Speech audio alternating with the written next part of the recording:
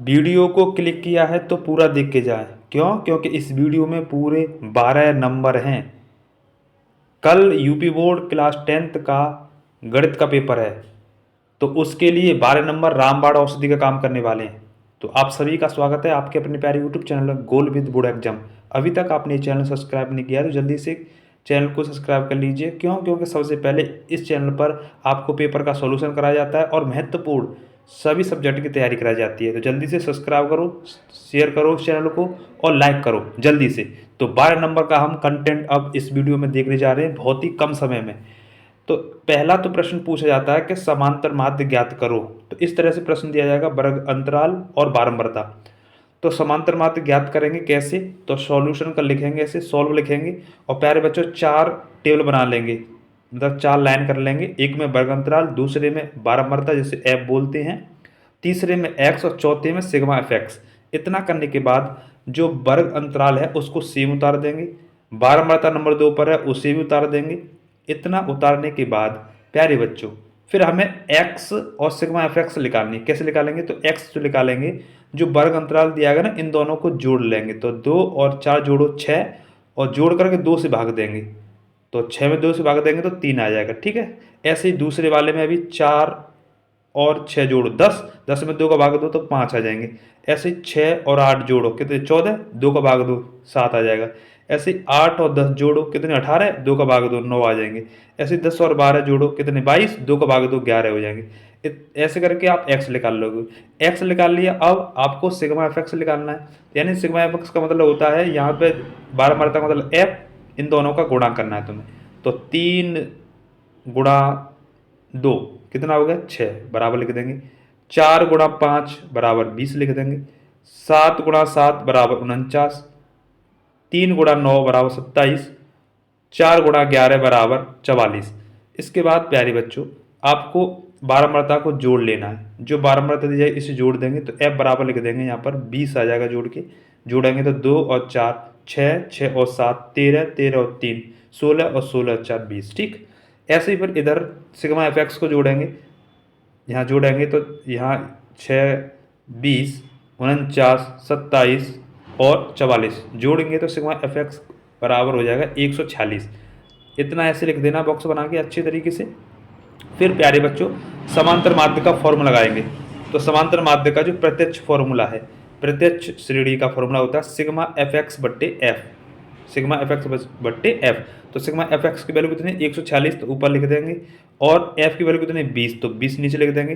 तो 20 से 146 को काटेंगे तो उत्तर आ जाएगा हमारा प्यारे बच्चों 7.4। ये हमारा आंसर हो जाएगा। तो इतने में आपको क्या नंबर मिल जाएंगे? 4 नंबर। ठीक है। तो प्यारे बच्चों ये हम 4 नंबर सीख गए और आपको मैंने सिखा दिया है। तो चैनल को जल्दी से सब्सक्राइब करें और अपने सभी मित्रों को शेयर करो, 10-20 लोगों को शेयर करो। अब हम सीखने वाले हैं दूसरा 4 नंबर का सवाल। तो प्यारे बच्चों दूसरे नंबर का 4 नंबर का सवाल देखिए। इसमें पूछा गया बहुलक। तो यहाँ पर जीवन काल दिया गया है और बारंबारता दी गई है। तो यहाँ पर हमें बहुलक निकालते हैं तो जो 1 नंबर में भी आता है ध्यान रखेंगे और 4 नंबर में भी आता है। तो देखो बहुलक वर्ग निकालने के लिए हमें ध्यान रखना है जिसकी बारंबारता सर्वाधिक होगी उसके ऊपर वाला वो है बहुलक वर्ग कहलाएगा। तो देखो सबसे ज़्यादा बारंबारता किसकी है? तो यहाँ पर देखेंगे 8, 8 की सबसे ज़्यादा है। तो इसके ऊपर वाला बहुलक कह जाएगा। ठीक है। बहुलक वर्ग कहलाएगा। तो बहुलक वर्ग कौन सा होगा? 3 से 5। तो बहुलक वर्ग लिख देंगे यहाँ पर 3 से 5। और जो सबसे छोटा होता है वो एल का मान होता है। छोटा कौन है? 3। तो उसे हम निम्न बहुलक वर्ग सीमा कहेंगे। तो एल बराबर 3 लिख देंगे। अब दोनों में देखो 1 3, 3 5, 5 7, 7 9, 11, 9 11, सब में अंतर 2 2 का है। तो एच बराबर 2 लिख देंगे। अच्छा बारंबारता किसे कहते हैं? तो बारंबारता जो बहुलक वर्ग होता है, बहुलक वर्ग क्या होता है? जिसकी सर्वाधिक बारंबारता होती है उसके ऊपर। तो सर्वाधिक बारंबारता कितनी? 8, 8 के ऊपर बहुलक वर्ग होगा 3 5। तो यहाँ पर बारंबारता कहलाएगी वही वाली। ठीक है, सर्वाधिक वाली। तो F1 हो जाएगा वो। तो F1 बराबर लिख देंगे 8। तो F1 की वैल्यू जो हो जाएगी तो F0 की वैल्यू क्या होगी? तो जो F1 होता है उससे पहले वाला तो F0 कहलाता है। तो F पहले वाला क्या है? 7, तो 7। तो F जो सर्वाधिक बारंबारता है यानी जिसे F1 बोलेंगे उसके बाद वाला होगा उसे F2 बोलेंगे। तो ये हो जाएगा F2। F2 कितना है? 2। समझ में आ गया?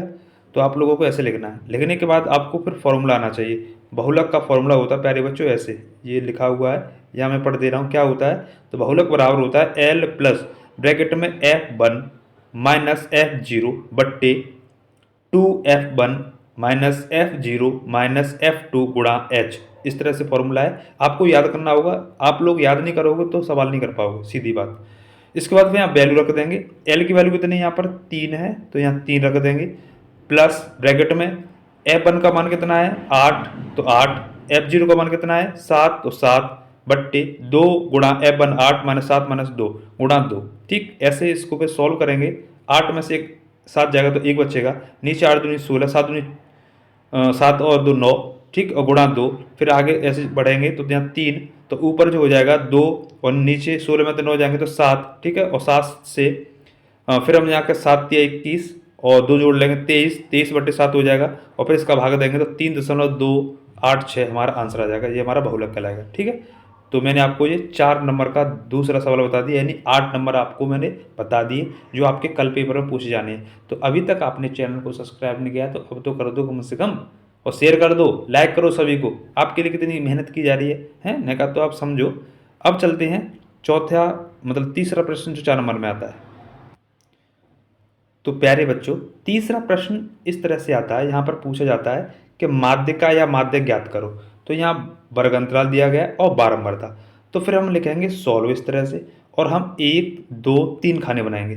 तो पहले वाले में वर्ग अंतराल, दूसरे वाले में बारंबारता, तीसरे वाले में संचयी बारंबारता यानी CF। ऐसा भी प्रश्न MCQ में आता है किसमें संचयी बारंबारता होती है, तो माध्यक या माध्यिका में, ठीक है। ध्यान देना। तो यहाँ पर हम जो वर्ग अंतराल दिया गया उसको ऐसे उतार देंगे, बारंबारता दे रही है उसको ऐसे उतार देंगे। उतारने के बाद अब समझो संचयी बारंबारता कैसे निकालते हैं। पहले वाला जो हमें दिया गया ना बारंबारता में, तो उसको ऐसे ही उतार देंगे सीधा, 4 है तो 4 लिख देंगे। फिर दूसरे वाले से जोड़ के अगला वाला कर देते हैं। तो 4 में 4 जोड़ दो और यहाँ इधर सामने लिख दो, माफ़ कीजिए 4 में 7 जोड़ दो तो कितने 11 है, तो इधर लिख देंगे, ठीक है, राइट हैंड की तरफ। तो 7 और 4 11 हो गए। ऐसे फिर इधर 11 में 18 जोड़ो 29, तो 29 इधर लिख देंगे ऐसे ही। 29 में 11 जोड़ो कितने जाएंगे 40, तो 40 इधर लिख देंगे।